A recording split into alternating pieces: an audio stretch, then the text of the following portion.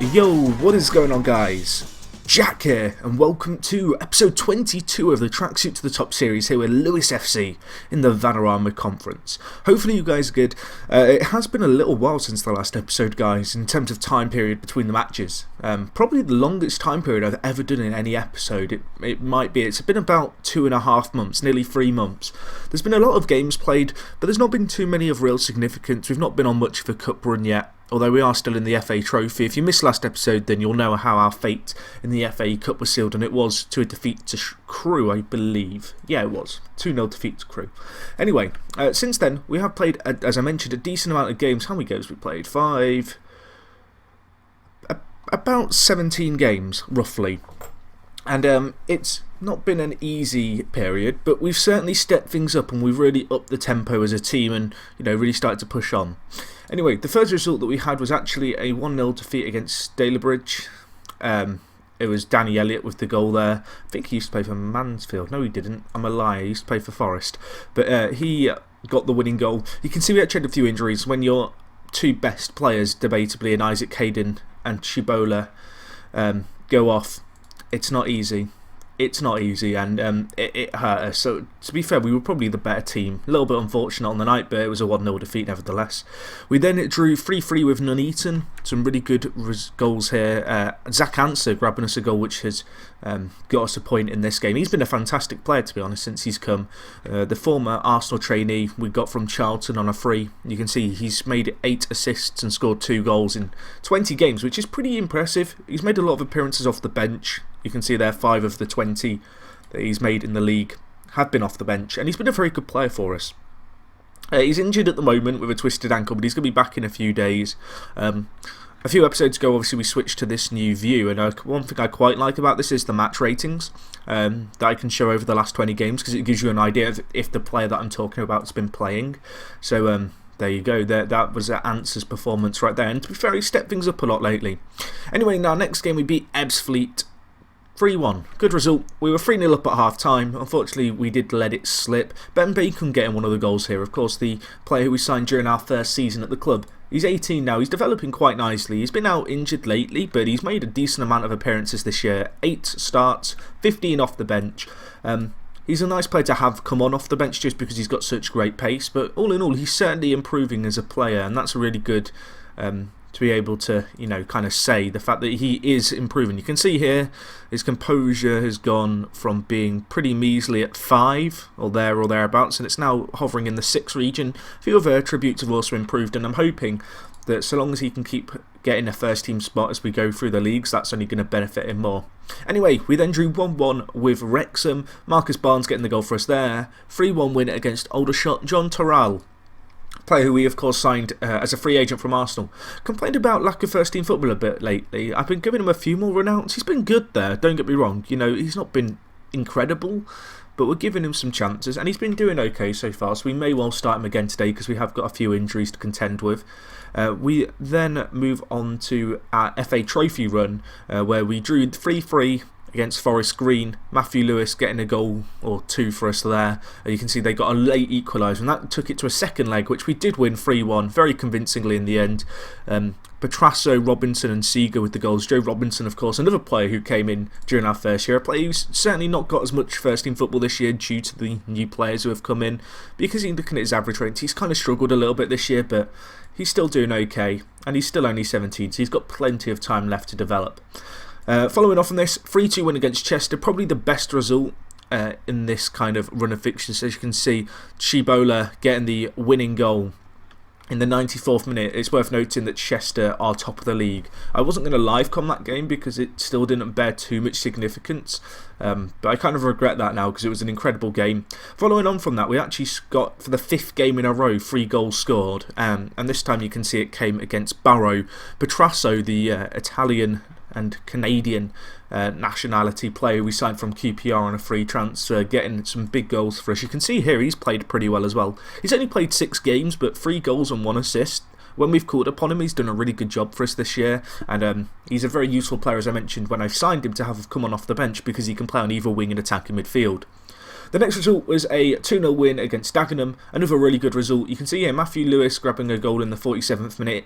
He has now completed his move to Newcastle. If you missed that a few episodes ago, you missed out. 3.3 million. I have been trying to loan him back, but he keeps rejecting a loan offer. When Newcastle are happy to loan him back to me, but he doesn't want to come back. And I'm a little bit heartbroken about that. But anyway, following on from what was a fantastic kind of run of results, 9 games unbeaten in all competitions, it did come to an end against Lincoln City. A game which we actually found ourselves 2-0 down after 15 minutes in. Really disappointing, but you can see we did try and fight back. Looking at the stats, we were peppering their goal towards the end. We had so many chances. We just failed to take a few of them. That was a little bit disappointing. You can see here the players who we had come on. We started with Seeger, who of course has been brought in to be Lewis's replacement.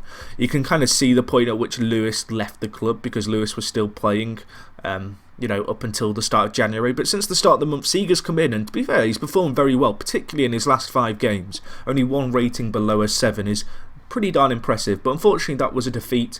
We then bounced back with a 6-3 win against Oxford City. No lack of goals here, especially considering this was post Lewis leaving the club. You can see here loads of goals coming in the second half. Lots of different goal scorers as well, which was nice. Elliot Lee getting on the score sheet, the 22-year-old player who of course we signed from West Ham after he'd been released by them. He's not played too many games for me, this guy, but he's a useful player to have come on off the bench. He's not too concerned about the lack of first team football, because he's only really here as a rotation option, so he's more than happy to kind of bide his time on the bench. But he's a very useful player just to have come on off the bench and really start all the opposition, and kind of just run them into the ground with his sheer pace. Anyway, we then won 2-0 against Slough in the FA Trophy. That was a good result, but to be expected because they are in a lower division to us. We then lost 3-2 against Newport County. Newport County, of course, I believe one of the teams relegated. Actually, I thought they were relegated last year, but they weren't. But they were relegated 2 years ago from the Football League. You can see they've struggled since they've come into this division. Perhaps not the worst result to lose 3-2 to them. Looking at the stats, they probably edged it. It was unfortunate. It probably, was their win that they deserved, but I still felt a little bit hard done by, I guess. Next result was a 4-2 win against Telford. Telford playing in the league below us. Kind of surprised that they got relegated, but they haven't. They are yet to be promoted. Chibola with the with the Man of the Match award. Muleba, as someone told me how to actually say this guy's name now. Thank you to that person on Twitter. Muleba has been playing very well as well. You can see he's played a fair few games. He's actually missed a few games through international training. I've just noticed he's not happy about his training apparently. So let's just change that. Right, I'm going to put you on full-back defend. Now stop moaning, get on with your job. Anyway, last result was a 3-2 win against Altrincham, as you can see. Reece Mitchell grabbing 2. A new player. I don't think I've signed too many new players since the last episode, but he is one who I certainly did bring in.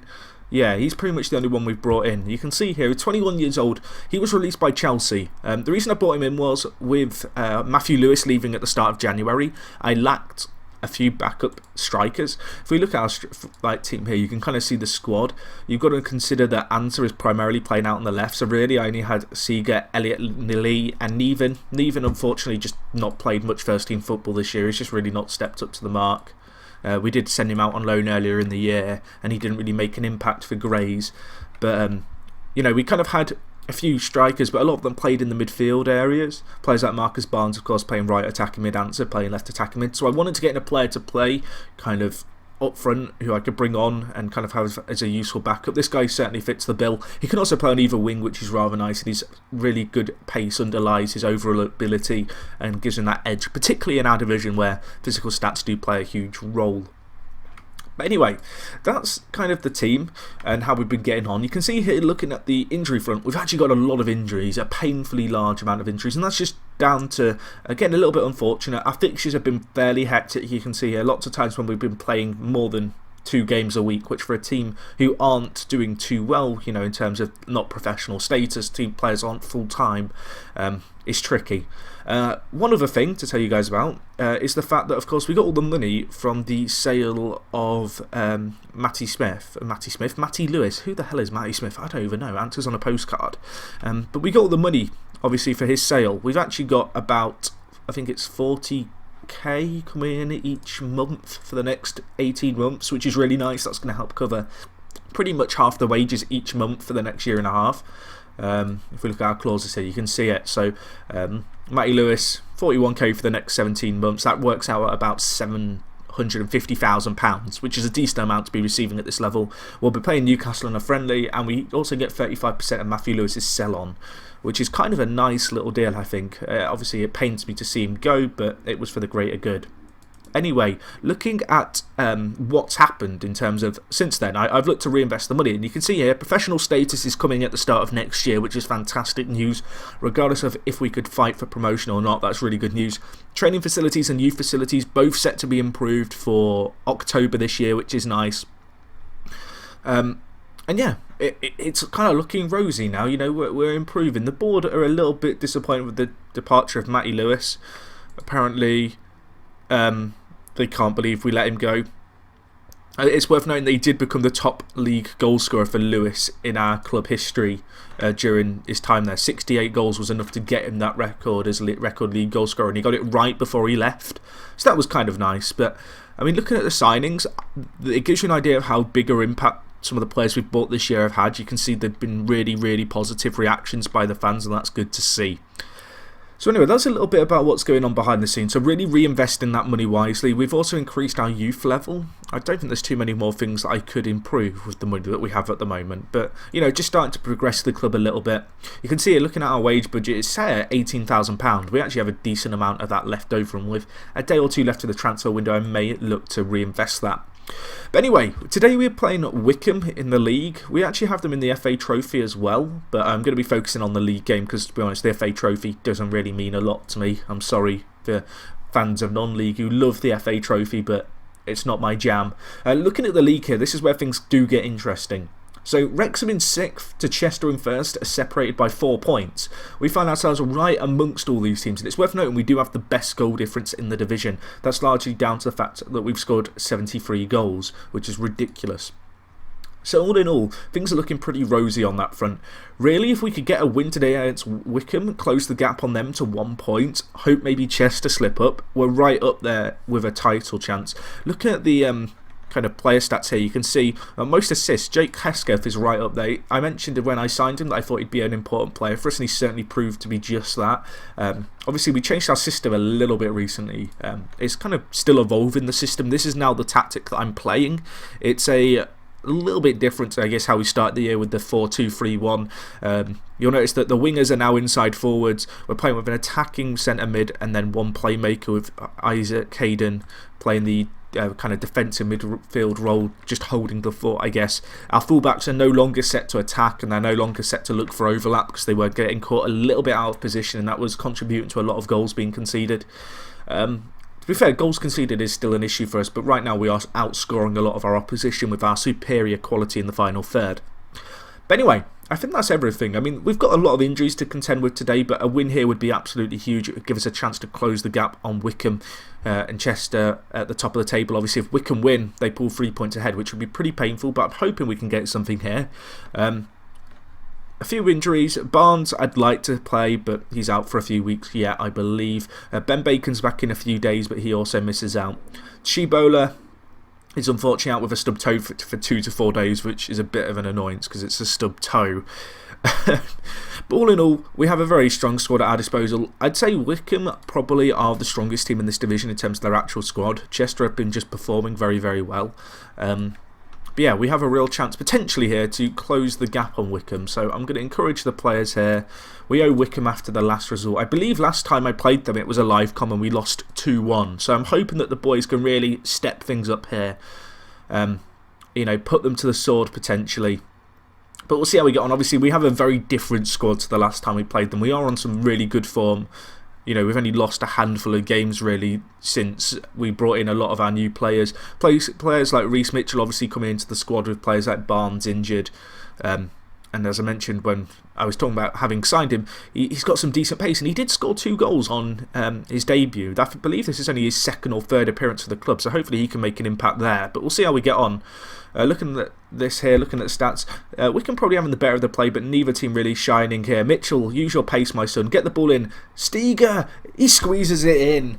It's 1-0. The Southampton former trainee, the Matty Lewis replacement, grabs the goal, his 10th of the season.